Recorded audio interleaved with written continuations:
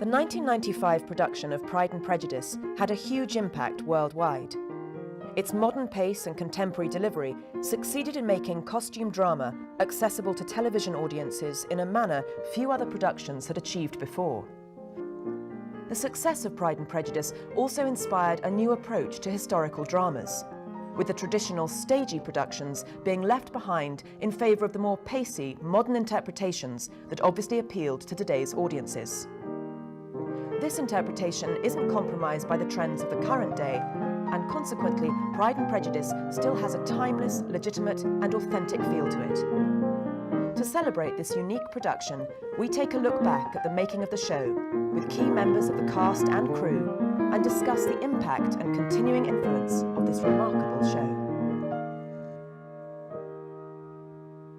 The reason I decided I wanted to do Pride and Prejudice, I went to a screening of Northanger Abbey, and I sat next to Andrew Davis, who he'd actually been my English tutor at college.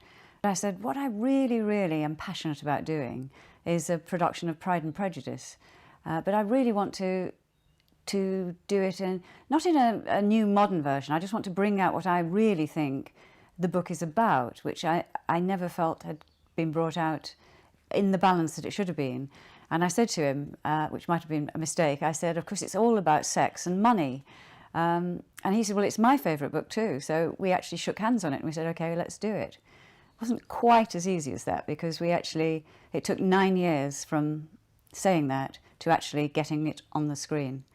I think people think that we've done an updated version, but what I would say we've done is actually gone back to the book and really, really looked at what Jane Austen was doing. And if you look at Elizabeth's character, every single word that describes her is an energetic word.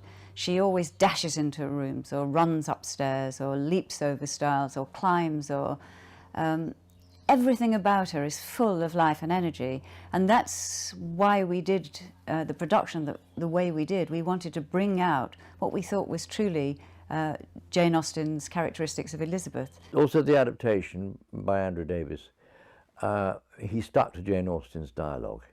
There's hardly a line that's different. And Jane Austen did have a great sense of theatre, and she wrote very good lines, although that's not easy to say.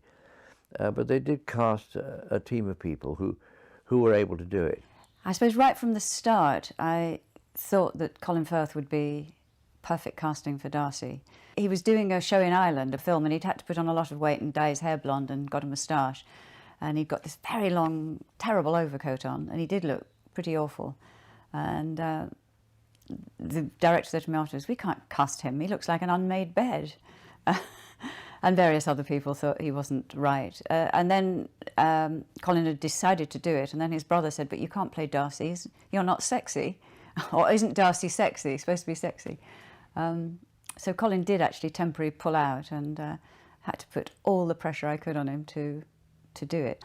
We not only talked to people, but we auditioned, and then for the ones who didn't have a huge track record, we actually did screen tests. I mean, we screen tested Jennifer Ely, for instance, actually rather brilliantly, because she knew from meeting me that we wanted a dark-haired Elizabeth, and she was rather blonde at the time.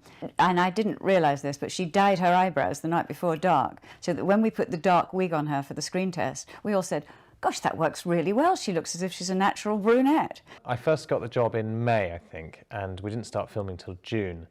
And the first thing the BBC did was very kindly teach me how to ride. So they'd drive me out on lovely sunny afternoons, and I'd leave my impoverished friends who I was living with at the time behind, and go off to lovely fields in the countryside and be taught how to ride. The person who put my name forward, who suggested me, was the art director, Jerry Scott.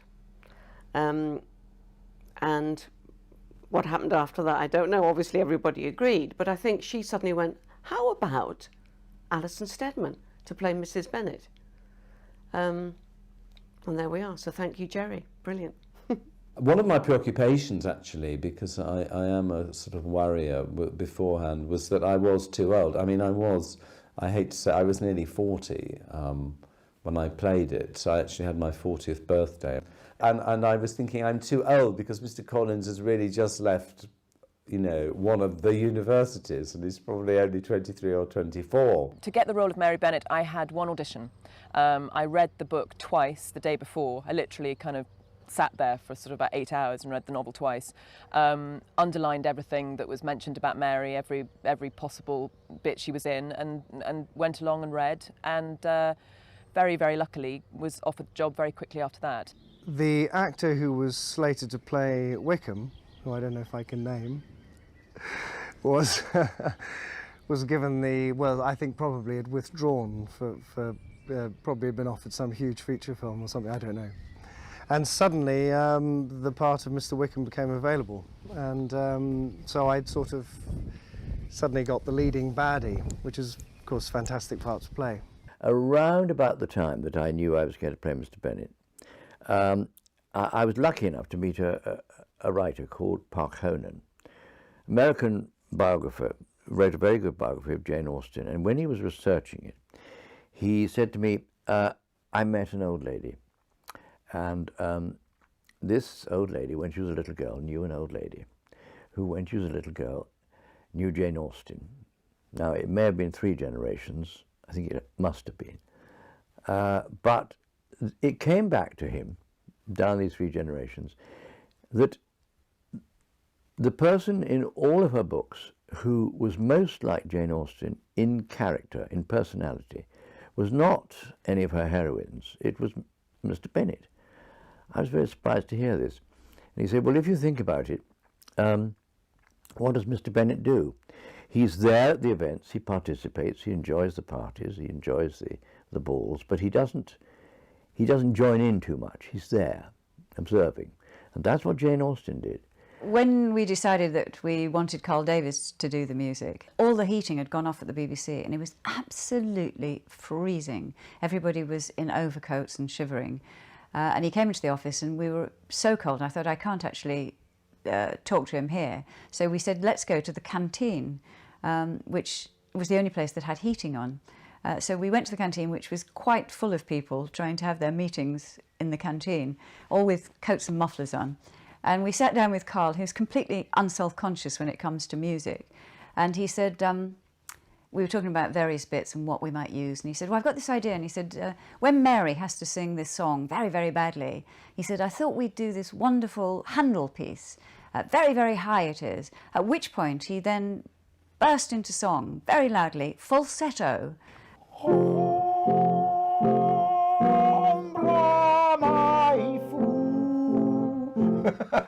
And the whole canteen stopped. Everybody having their meetings and their lunches and their teas just stopped, while Carl, not even realising, sang the whole of this Handel song.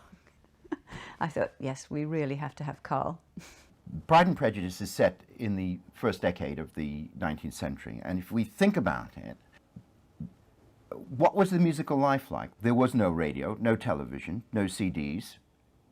Everything had to be made live. And because there was this sort of lack of being entertained, they had to entertain each other.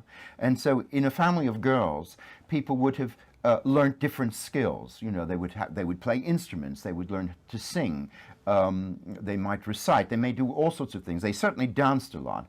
There's one character who very distinctly in the novel, her job is to provide the music, and it's always really very clear that she's not very good at it, and is sort of suffers doing it, and is suffered with people listening. But she always has to play, and she's, you know, people who are very bossy, and play we want to dance, play we want to sing, or sing for us, play for us. Mary, play Grimstock. Once I'd been offered the job, I then had to have a meeting with Carl Davis, the composer, to check whether I could play the piano. And I had slightly lied in the audition and said that I did play the piano extremely well. And I had played the piano at school, but I hadn't played it for at least 9 years when I went to the audition. So I then had a very, very quick few piano lessons before meeting Carl Davis, and went and did the most appalling rendition of Moonlight Sonata in his amazingly beautiful house on this extraordinary grand piano. And I thought, I'm going to lose the job now because I've just humiliated myself and it's obvious that I can't really play the piano that well. And I remember leaving his house and ringing my agent and crying down the phone and saying, I've lost the job, I'm so sorry. And they called and sort of they called my agent a few hours later and said, oh, it's great because she plays the piano as badly as Mary Bennett. so I think they thought I'd done it deliberately. I hadn't at all. People forget that there's a lot of acting goes into it. I mean, I didn't really know what Mr. Bennett was like. I had to think about it. I eventually thought, oh, well, he smiles a lot, doesn't he? He smiles. Whatever he's doing, whatever he's saying, he keeps smiling. And underneath, the thoughts are there. But I think everybody would say who was in it that they were doing character acting. When you are making something that's 6 hours long and you're playing a great character, you do have time to come to grips with it. I read the script, I saw the woman, I knew what she was like, I knew what I wanted to do with the part. And we went for a read-through at the BBC. And it was quite a pressured occasion because we read all 6 episodes. So we were there sort of all day. And we each had our places with our names in front. And I think there were about 100 people in the room. All the actors and all the makeup and production and design and lots of producers all sitting around this table. And it was very frightening. I had the first line as well, so I was particularly worried. I thought I'd just quickly nip to the loo and just make sure I was absolutely ready. And I sat down in the cubicle and I heard Colin Firth in the next door cubicle sounding rather worried. So that was how I met Colin. It was both of us coming out of our cubicles at the same time. The rehearsal process was really wonderful because for most television you don't get any rehearsal at all. And we were together, I think, for about a week before we came onto location. And we were seated, so the Bennett family were all together, and yes, all the characters were seated near the people who were close to them in the story. And I remember very clearly there was a bottle of water and a bottle of apple juice and a glass in front of everyone. And for a reason best known to myself, I decided I would drink apple juice. Now, you tried drinking apple juice, sipping it for 6 hours. By the 5th hour, you feel mighty sick, your stomach's full of acid. So I remember, by reading the final episode, feeling really queasy, sort of having consumed 2 bottles of apple juice or something crazy. But I decided on that day that I would go for it. I wouldn't sort of just do a quiet, gentle reading, but I would, really jump in the deep end and have a go and see what happened. And Simon Langton and Sue Birtwistle, the director and producer, were very, very pleased because I think they felt that because I did that, it encouraged other people also to bring their performance up and so that they could really hear the piece and hear what they'd got. I worked with Adrian Lukis, in fact, at the same time I first worked with Colin Firth, a film called Dutch Girls, and they both played 18-year-old schoolboys on a hockey trip to Amsterdam. So they were both in their school blazers and caps. I think it turns up now in the porn section of video shops occasionally. It wasn't at all Dutch Girls, so people get very disappointed. I won't give you the stories of that, but let's say that art lived down to life. And in fact, night one, well, very early days at least, I went up and he and I got absolutely hammered in the hotel bar. And he said, I bet I've got a bigger room than yours. It all sounds very Boys with Toys, doesn't it? And I said, yes, you probably have. You were playing Mr. Darcy. He said, right, come back to my room. So I went back because he had a jacuzzi in his room as well. Cut a long story short, we ended up drinking quite a lot more and ended up in the jacuzzi.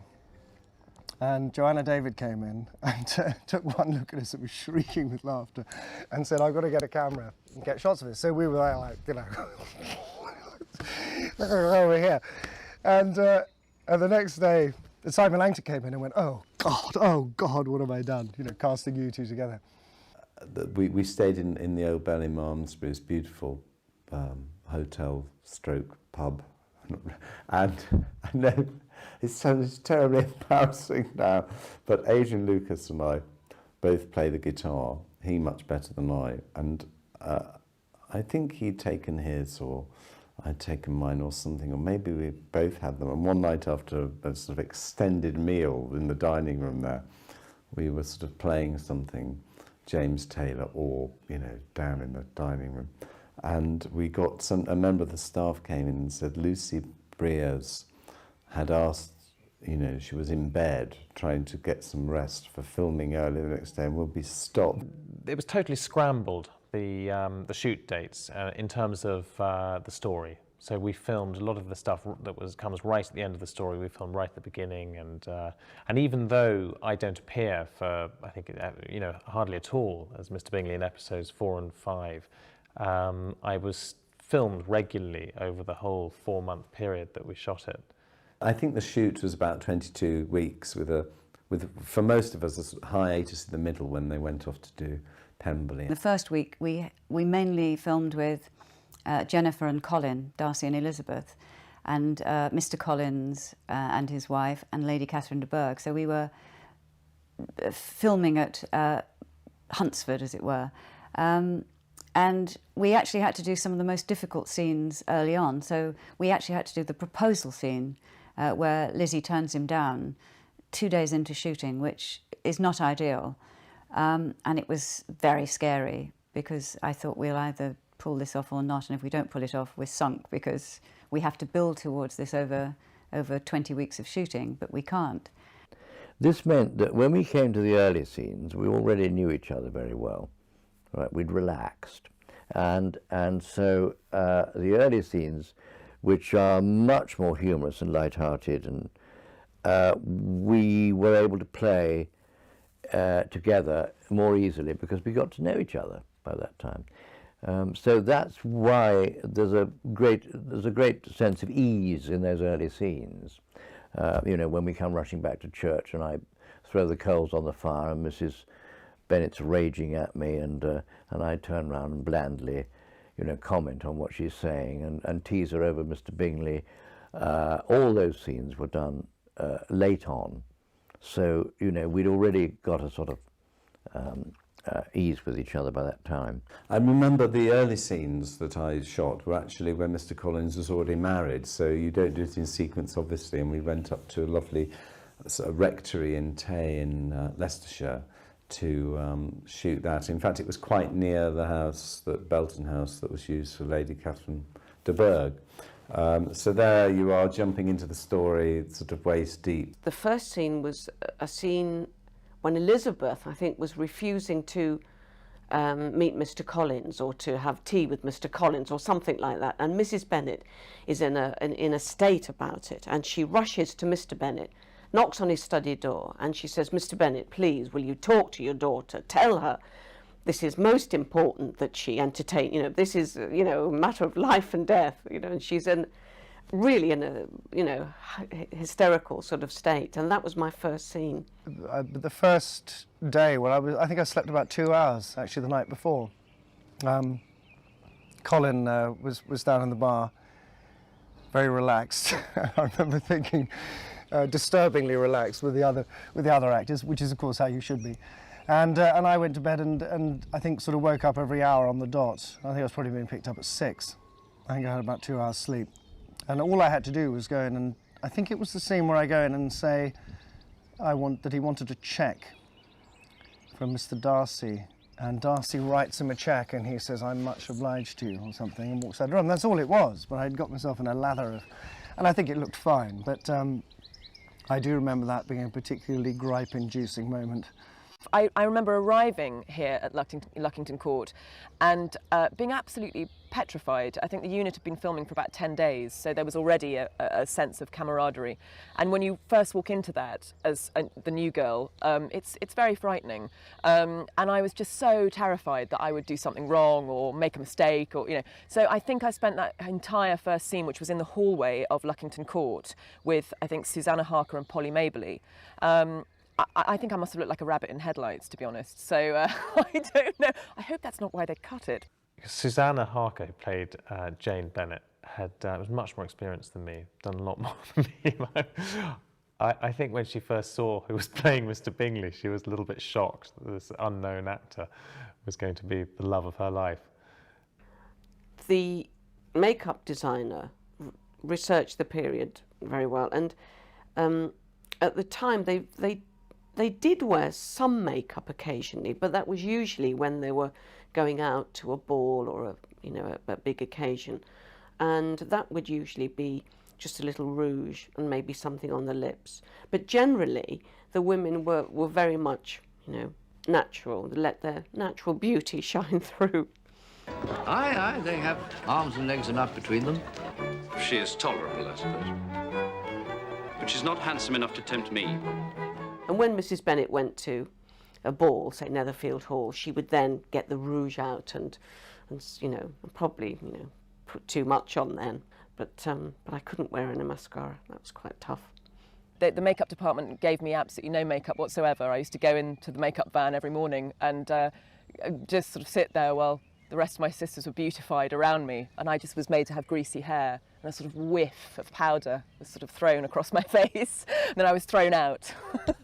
But I loved playing her so much, I really didn't mind. Caroline, our wig lady, had got me a pair of mutton chops, you see, and I put them on, and they were just vast and ridiculous, swamping my face, you see. And I got in quite a panic about this, you see. Everybody else was having their hair done, and I was stuck with these mutton chops, trying to do something with them. And eventually, I screamed out and said, "Look, they're no good, they're too big. And she came along, and she was so skilled. She just went snip, snip, snip, snip, snip, snip, snip, snip, snip, and put them on, and they were perfect.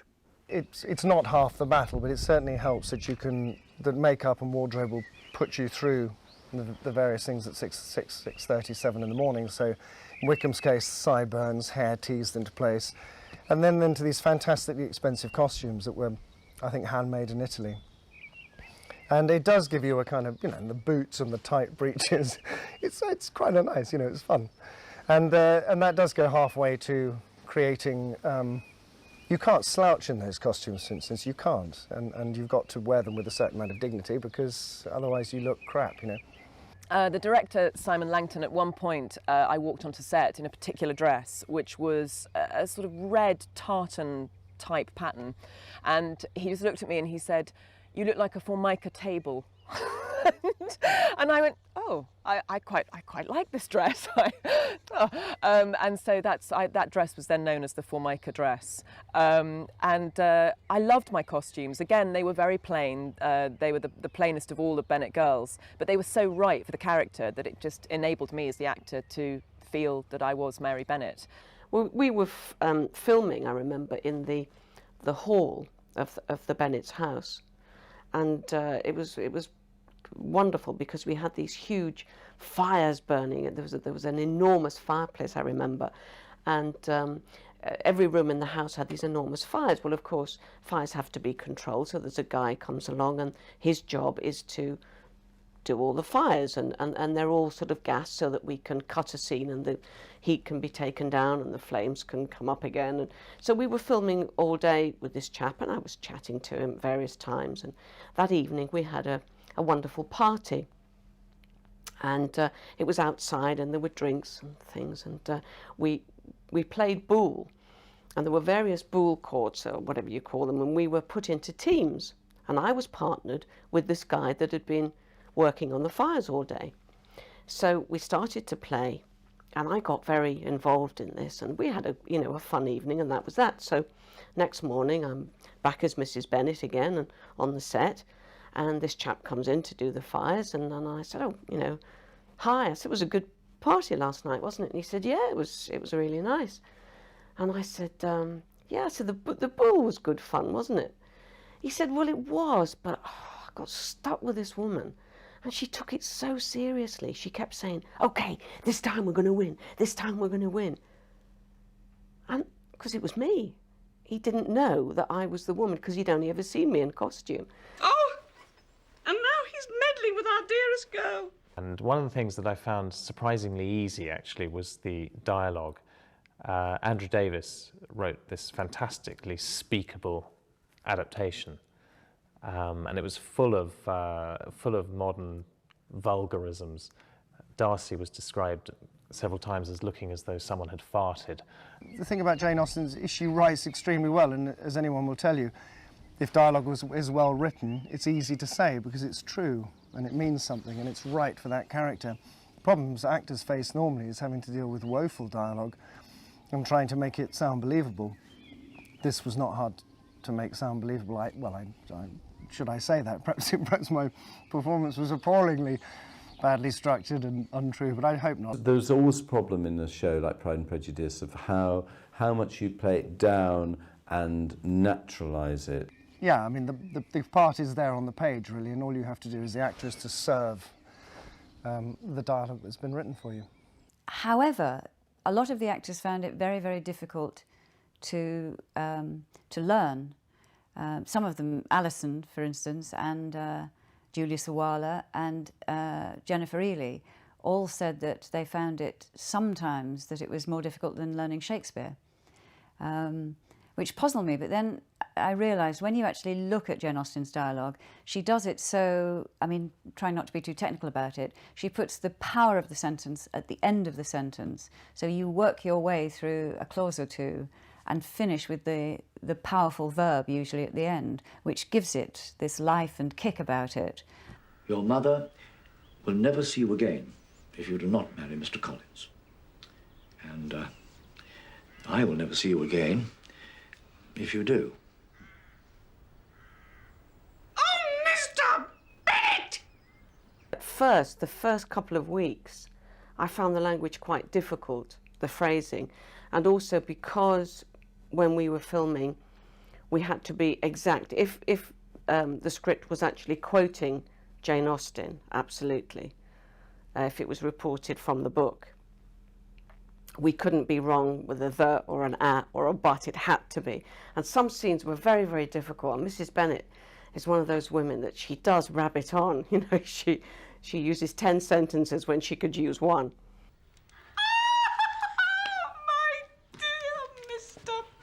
How good you are to us. Yeah, well. Oh, girls, is he not a good father? And never to tell us what a good joke. Oh, and now you shall all dance with Mr. Bingley. I used to finish a scene and I think, great, I've done that, brilliant. And then continuity would come over and say, I'm really sorry, but you said this instead of that or something. And I can't know.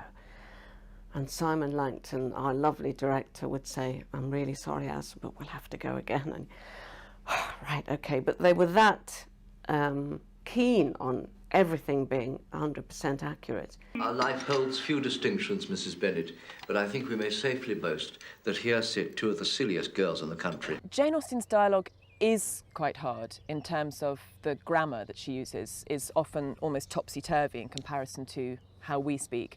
However, I didn't really have that much to say in Pride and Prejudice. I just sort of sat doing embroidery and looking miserable a lot of the time. And I think also it did help that I've done a lot of Shakespeare. And I think if you're sort of if you have classical experience, then it's not nearly as difficult. I believe the rewards of observation and reflection are much greater. And so they are when there are none others to be had. We shall have to be philosophers, Mary. But this dialogue is quite formal a lot of the time. I think at the heart of it, as long as you have Elizabeth, who is functioning on a slightly more pliable and natural level than everybody else, and I think she does that brilliantly, Jennifer, then the rest of the cast can do their thing. She is the heart of it. She's the pulse for the audience, and surrounded by this kind of mini circus of people. You must go and make what you can of it. Yours ever, Caroline Bingley. Very elegant hand. May I have the carriage, Father? The carriage? No, indeed. You must go on horseback, for it looks like rain. Then you will have to stay the night. Mother! Well, why do you look at me like that? Would you go all the way to Netherfield and back without seeing Mr. Bingley? I think I did try and change some of the dialogue at one point, or to put in a couple of things from the book that had been left out, which was fairly firmly squashed, probably rightly so, by Sue and Andrew, who said, well, look, we've worked very hard on this for a long time, and this is the dialogue we've come up with, and that was fine. I hear your cousin, Mr. Collins, is engaged to be married. Yes, to my good friend Charlotte Lukis. I had thought that his intentions tended in another direction. Perhaps they did. they took a little turn to everybody's satisfaction. And relief.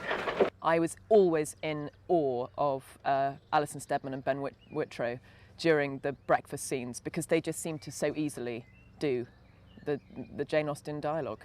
So I learnt. I watched and learnt. No, I beg you will not write at all if you...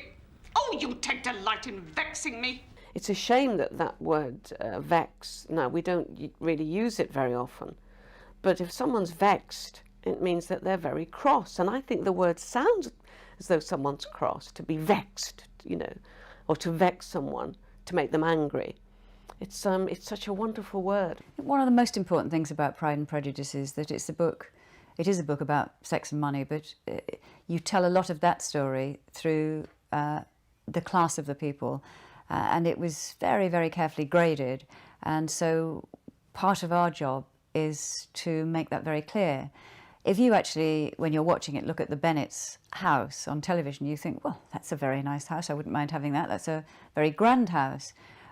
And so we actually had to get over to them that the Bennets, in fact, aren't anywhere near top of the social pile. So we took a great deal of care to make everything that you see, every house that you see, every meal that you see, the costumes, the hair, the carriages, the horses, the grounds that they have, should reflect the class of the person. So there's a great, great difference between Pemberley, for instance, Darcy's house, and say the vicarage, Mr. Collins and Charlotte's house in Huntsford. So we graded them very carefully, right down the pile, taking in Netherfield and then Lady Catherine de Bourgh's house, coming down to the Bennet's house and then the lesser houses. The Bingley sisters wore silk, the Bennet girls wore cotton. The Bingley sisters had fine hairdos, the Bennet sisters done their own hair. And the meals that you actually have should reflect what you can afford. We did have some rather hairy times where we had to sit round a series of meals, which we thought would only take half a day to film, and it took nearly a week. So that what we were sitting in front of began to really reek. This caused some amusement.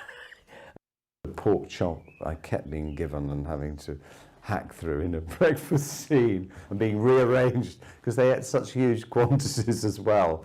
It was sort of, like food from the giant's pantry. It was always sort of bigger, the biggest chop you've ever seen, the biggest steak you've ever seen. I also had problems with food in terms of, at the time of filming, I was vegetarian. And when we were first filming, I seemed to always be placed right by some enormous sort of, bit of pig or something. And very, very kindly, the crew quickly saw that that was just not a great thing for me. And so I'm always, really, you can see it in the filming, I'm always near fruit or a sort of bit of bread. That's what they did. They changed everything around on the table. So they were very, very, very, very considerate. And on the first day, they have an expert person who, in historical food, as it were, a food not past its sell-by date or long past its sell-by date. And at first we all said, wow, isn't it incredible? Look at this bird in front of me with its head still on and its neck tied in a knot and kind of on a plate. And 3 days later, when he was coming back for the same scene out of the freezer or wherever, you begin to tire of it. When we were shooting one of the meal scenes, which was in the Bennet household, and it was supposed to be a fairly modest meal, and so we weren't seeing all the courses, and we said, we'll cut to the end of the meal so it's much easier to shoot for continuity reasons, because you have to shoot and shoot and shoot and shoot again. So we said, what do you like to eat? And I rather, extravagantly said, oh, well, I'll have my favourite dish, which is gooseberry fool. Is that all right? And he was so greedy, and he loves it so much, that he set the pace, unfortunately, for all the other takes in the scene, because he just gobbled it all up while he was speaking, finished it. Of course, the director shouts, cut, we'll go again. More gooseberry fool put into his bowl. Same thing happens. He still loves it, gobbling it down. Third take, getting a bit full by this time. Went on and on and on. We had many, many takes.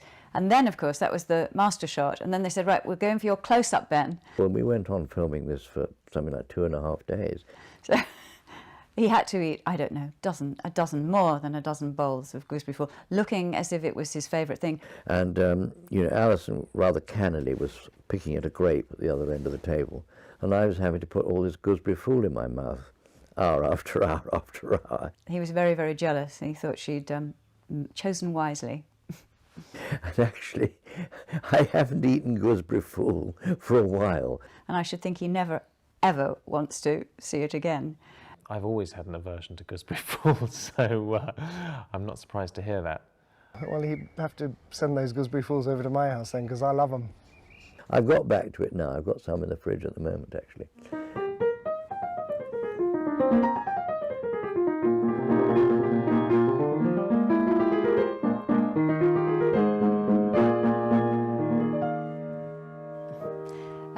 We filmed Pride and Prejudice over 20 weeks, and it was over the most glorious, perfect English summer that you could ever wish for. I mean, it was blessed, absolutely blessed. We had wonderful sunshine most of the time, and when we didn't need it, we didn't have it. The weather gods were smiling on us, and we filmed in some of the most beautiful parts of England. We filmed in Wiltshire and Gloucestershire, from May through to November, and we tried to capture a lot of that on screen. Oh, Mr. Bennett! Go yourself with the girls, or, still better, send them by themselves. By themselves? Aye, for you're as handsome as any of them, Mr. Bingley might like you best of the party. Being surrounded by 5 daughters and Alison Steadman day after day after day was an absolute joy. Alison is very funny on set. You know, she's a lovely person to work with. She never stops making jokes. Mrs. Bennet says something along the lines of, as I'm riding off, you know, such a nice man. And I think after one take she said shame about his riding. I was being bounced off into the distance. There are lots of favourite scenes. I mean, they're kind of all favourite scenes in a way, but one scene in particular, when Mr. Bingley they've first been to the ball and they've met Mr. Bingley and he's danced with Jane and she's so excited and she knows that there's going to be more men around of a similar sort of character and calibre to marry all the other daughters. So she comes home, she's telling Mr. Bennet's bored stiff and he's saying, oh no, please, madam, no more lace. No lace, no lace, Mrs. Bennet, I beg you. And I love it when she says, Mr. Darcy, as he calls himself. as though he suddenly made up this name, you know, as he calls himself, that's his name, he can't call himself anything else. But Mrs. Bennet, she's so cross or vexed, as she says, with him, because how could he possibly, you know, resist? And it's wonderful that Elizabeth says, I believe, Ma'am, I may safely promise you never to dance with Mr. Darcy. Then, of course, ends up marrying him and, we hope, living happily ever after. There's a very good example of Mr. Bennet, quite a famous example, when he's talking to Canon Collins. He comes to dinner the first time he meets him, and Canon Collins says, I'm happy on every occasion to offer these little delicate compliments, which are always acceptable to ladies. They're the kind of little things which please her ladyship, that's Catherine de Bourgh, and it's a sort of attention which I conceive myself peculiarly bound to pay. And Mr. Bennet says, You possess such an extraordinary talent for flattering with delicacy. May I ask whether these pleasing attentions proceed from the impulse of the moment, or are they the result of previous study? When he says that, of course, his daughters know that he's sending Collins up. But Collins, of course, you know, thinks he's being flattered. And I'm sure this is, for her to write that, she understood this man's character. You know, a man who loved to observe and make caustic comments. Very interesting from the point of view of Mr. Bennet, because however lightly he makes of it all, you know, this is the black crow sitting on his life, and William Collins is going to inherit the house. And he says to Elizabeth, I think he will give us a great deal of fun. I always feel that isn't just quite, I always feel it's very psychologically interesting of Mr. Bennet, who must be feeling pretty bad about it all, actually, and slightly resentful, however benign he may be. There was one particular line, and I paraphrase, forgive me, Jane Austen scholars, but it was something like, I think it was when he was first sitting down and really pouring out his heart to Elizabeth Bennet in the drawing room. And he says, my dearest wish was to be a clergyman, and you just think this is such absolute rubbish. It's a fantastically barefaced lie. He intended me for the church, and it was my dearest wish to enter into that profession. Great fun, really good. I remember a shot in the middle. It's not a particularly, it wasn't a particularly dramatic shot, although it wasn't one of the great turning points of the story or anything, but it was just a shot of Colin and myself, and I think another act, I think it was Rupert Van Sittert possibly, who played my brother-in-law, returning back to my house after a day's shooting. And we were right in the middle of the filming, and it seemed like we'd been doing it for 2 months, and it was 2 months to go, and it was, it really felt like we'd gone back in time in a way, because we struck up a lot of relationships with each other, healthy relationships with each other, in much the same sort of pattern as the story itself. So I was great chums with Colin, and then we'd go and see all these girls who were acting and chat about them and things. And it was funny. It almost seemed, that we'd really almost become those characters. And I just remember wandering back, with the camera was behind us, I think, and the sun's going down. I think the shot's in there somewhere, walking towards the house, and really feeling totally absorbed in it. I do remember filming the big ball scene. That's a very memorable scene with all the amazing food that they created, and it was about 5 days worth of filming, that whole scene, so that was an extraordinary experience. In Jane Austen, balls and dances are really important because they always shift the story on. Important things always happen during those scenes, so they're very important to get onto film. And in Pride and Prejudice, there are two very, very important ones. There's the early one, which is the first time Elizabeth and Darcy meet and decide that they dislike each other.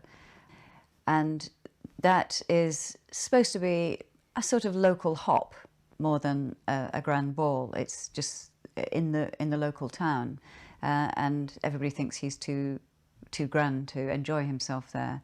And we shot the outside of that in Laycock, but we couldn't actually find a suitable interior.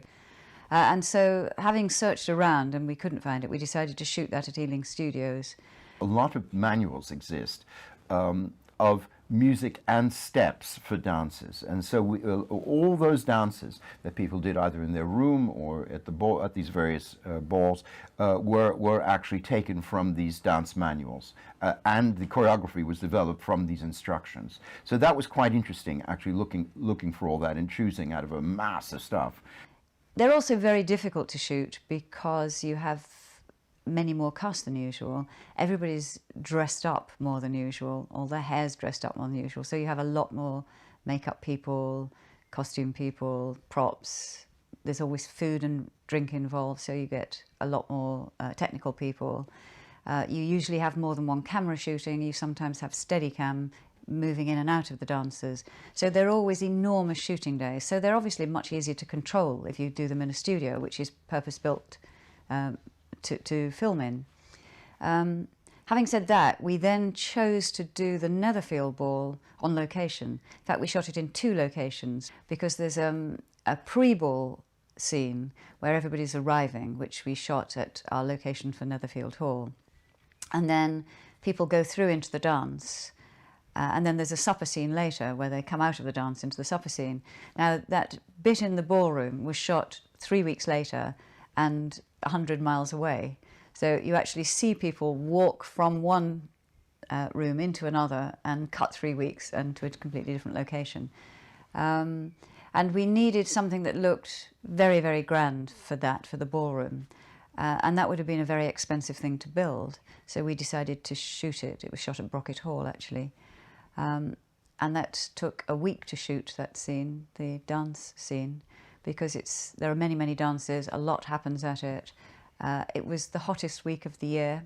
We had so many film lights on. We had over 100 people, not counting the crew.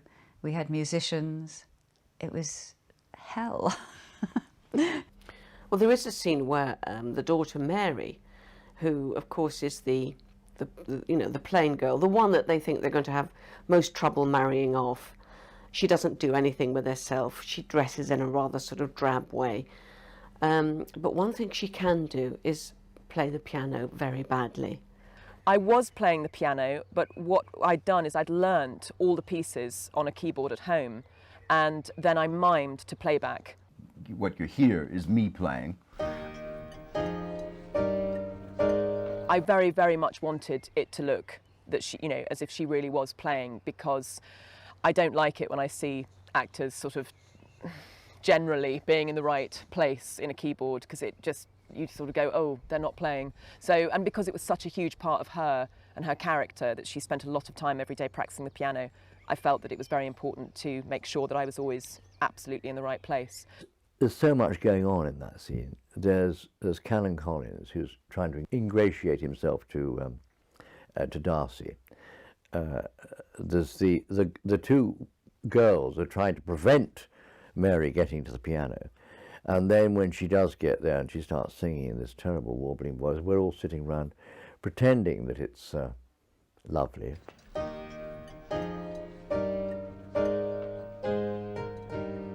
And she cannot hit the right notes, you know, it's just appalling. But Mrs. Bennet, like every good mother, doesn't see that.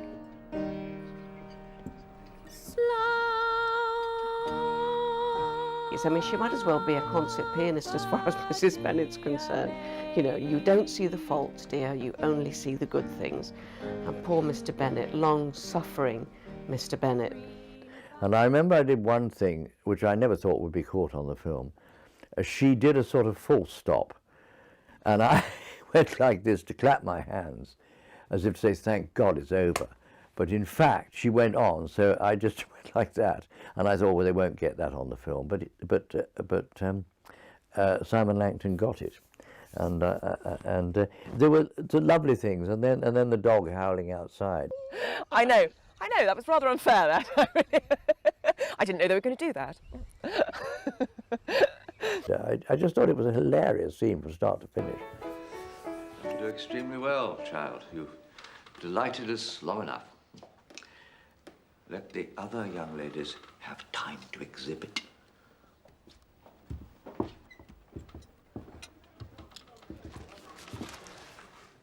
Jane Austen didn't write scenes between men because she didn't feel that she knew how they behaved when they were by themselves. But with our adaptation, Andrew Davies thought it was very important to show how the story kicked off. And I think he wanted to have an image, an early image, that this was going to be about sort of thrusting young men. But what he did was go to think, you know, what is the initial event of this story? And of course it's Mr. Bingley moving into the area. And he very much favoured me in that shot. And also, of course, he wanted to hold back Mr. Darcy. But really, I think the impression he tried to create was, as I say, one of youthful energy and perhaps a suggestion of something sexual in the horses' bodies and things like that. So I think it works very well. And they were very worried about that shot, I remember, because they thought, you know, everyone knows how Pride and Prejudice starts. It's always very important when you're doing a title theme that you're able to express some of the ideas that are in the novel. The novel becomes a sort of Bible, you know, you have to kind of keep going back to that, and it kind of gives you material. And there were two basic ideas I thought that are in the novel, which I thought the music could help express. One is the idea that the piece is based on a hunt. You know, the women of this family are hunting for husbands and their fortune, and it was important in their society that they be married.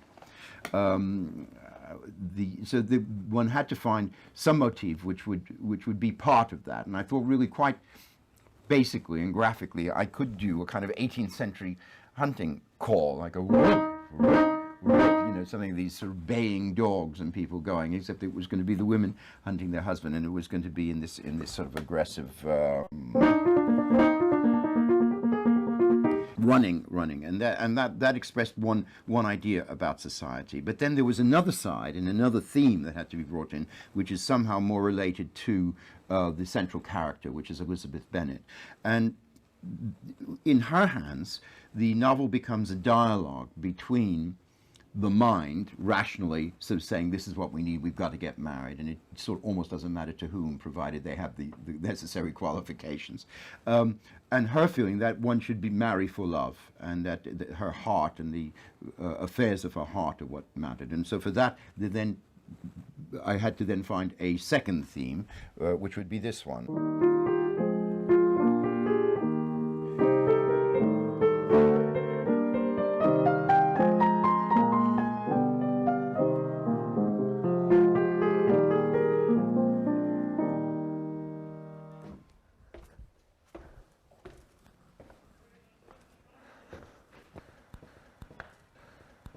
Well, here I am, back in Luckington Church, and it really is extraordinary to think that it was 12 years ago that we filmed this series, and I stood on this very spot and got married to Susanna Harker, who was standing just here. I remember it was a very difficult scene to complete because we all got terrible giggles, as most couples do when they're getting married, and there was quite a lot of friction between myself and Colin Firth because the dressers kept asking to rearrange my trousers. And if you look at the shot, you might see why. And as I recall, they never asked Colin to rearrange his. The thing about Pride and Prejudice, and this is something Colin said to me actually last week when we had dinner, he said that talking about the length that you need, we had 300 minutes, and I wouldn't have wanted to tackle it in less than that, because the story takes place over a year. You actually have to let the two couples separate and seem not to be able to get back together again. If you don't have that and that anxiety about it, you don't pay off at the end when they finally do get together. I think the reason that this particular production of Pride and Prejudice has had such lasting success is the time that was spent in telling the story. I think that's very unusual these days, to give a classical novel 6 hours of television. And people do say to me, well, why was it such a hit? And I think the reason is that it's an incredibly good love story. It's, you know, it's a will they, won't they. You know, and that goes on through 6 episodes, and people don't know. And people who've never read the book, right, just don't know the end. Although I have to say, my daughter only saw it for the first time 2 years ago. I said, don't you want to watch Dad on Being Mr. Wickham? She said, no, I want to watch the OC. America's Next Top Model. And finally, she did watch. I think she was so bored. She'd seen everything else about 30 times. She went, oh, so watch this then. She shoved it in the DVD player and actually became quite a fan. More of Mr. Darcy, I think, than Mr. Wickham, which is very, very galling. I think that Mr. Bingley tends to be fancied by very young people and very old people. So for me, I don't think it was quite the... I never had the sort of wet T-shirt moment that Colin had. To the fans, and there are a lot of them, I mean, I'm still being recognised, not all the time, but quite regularly, often by 17-year-old girls who, of course, I forget, have just been seeing it for their GCSEs and go, my God, it's Mr. Wickham. I think it's Mr. Wickham, because a few years have elapsed. So it does keep coming round, and it is a real sort of staple fare. I think it's also a fairy tale, and people love fairy tales. They love happy endings, and they love stories about an impossible man who falls in love. So I think there are a lot of elements to it, but I think this particular production brought out every aspect of Jane Austen's writing, and I think that's why it's so successful still. The book itself is brilliant, watertight, the story is brilliant, the scripts were brilliant, the care that Sue took over seeing it, so it felt very secure very early on, I think. Can't believe it's 10 years since we did it. Doesn't seem 10 years. But I decided that we should all get together because we haven't all got together before. Some of us are still in touch and some of us are friends, and but it's been a long time since we've all been together. So I decided we should actually have a party. So we had it in London and on a roof terrace in Soho. We just had a good old drink and in a club, and it was fantastic. We had a wonderful cake, big white cake. It was a bit like a wedding cake, huge cake. And Sue asked myself and Ben Whitrow, Mr. and Mrs. Bennet, to cut the cake. So there we were, cutting this cake, and it was kind of like getting married, Mr. and Mrs. Bennet. I couldn't go, unfortunately, because I was working, which is always a very nice thing to tell your fellow actors. Obviously, I'm very jealous of Amelia Fox, who's having a film career, so I completely ignored her, because, for obvious reasons. But that was great. Just got there in time to see Sue and Michael Waring, the producer, and Adrian and Alison walking down the stairs on their way out, so I sort of halted them. And we all ended up in the bar afterwards, strangely. And a little reminisce, and it was really nice just to be there at the end, because it meant a huge amount to me. Also, I think, made us realise that the success of Pride and Prejudice continues. There was such a celebration to be had, and you never know, we might be having another reunion in another 10 years. Who knows?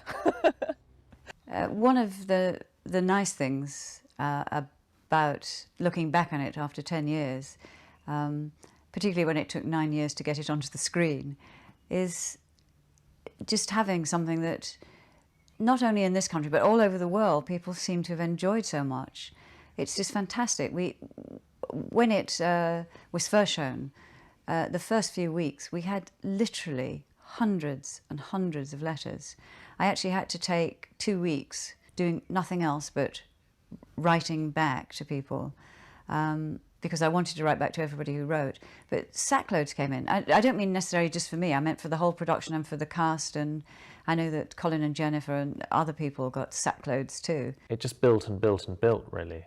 And it's amazing, you know, I get letters from all over the world every week.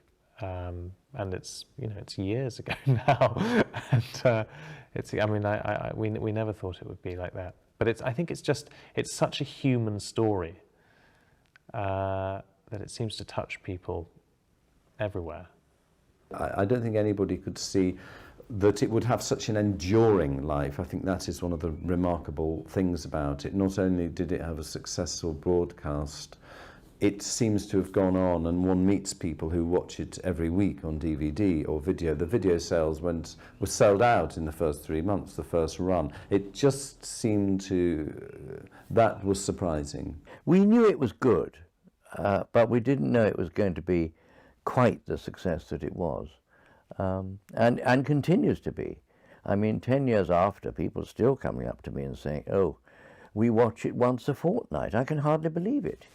But it's shown constantly in a lot of countries. It's shown a lot in Australia. It's shown a lot in North America. Japan, it's got its own fan club.